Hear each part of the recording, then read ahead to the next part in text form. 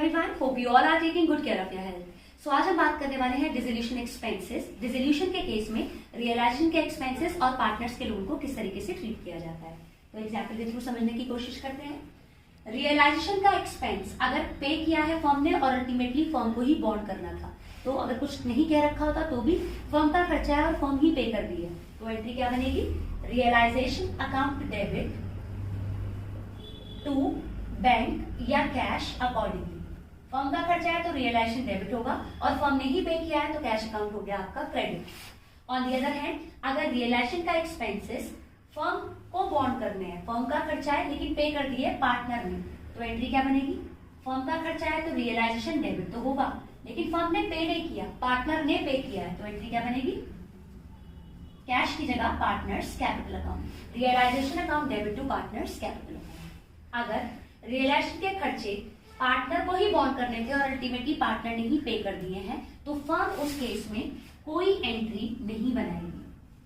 कई बार आप पार्टनर को एक फिक्स अमाउंट दे देते हो फॉर रियलाइजेशन एक्सपेंसेस, उसकी एंट्री क्या बनेगी? रियलाइजेशन टू ए, जैसे मेरे एग्जांपल में हमने ए को 3000 रुपए दे दिए फॉर बियरिंग रियलाइजेशन एक्सपेंसेस।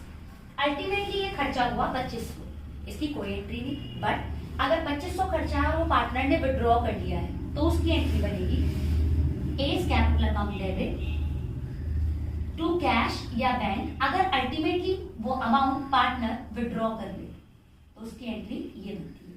ठीक, अगर expense of A paid by B, अगर ए का खर्चा बी ने पे कर दिया तो फर्म अपनी बुक्स में क्या एंट्री बनाती है?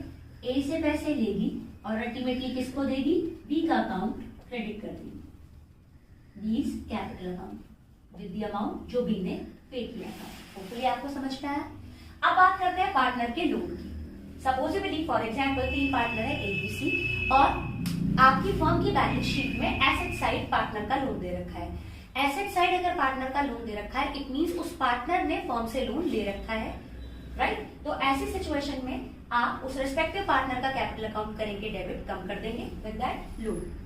मेरे एग्जांपल में बी ने लोन ले रखा था 20,000 फर्म से, तो हमने एंट्री बनाई बी की कैपिटल अकाउंट कम कर दी हमने 20,000 से with that loan, B's capital account debit to B's loan. On the other hand, अगर liability side partner का loan appear करता है, it means firm has taken loan from that person या firm that partner has given loan to the firm. In that scenario, section 48 के हिसाब से आप उस पार्टनर के लोन का पेमेंट करेंगे।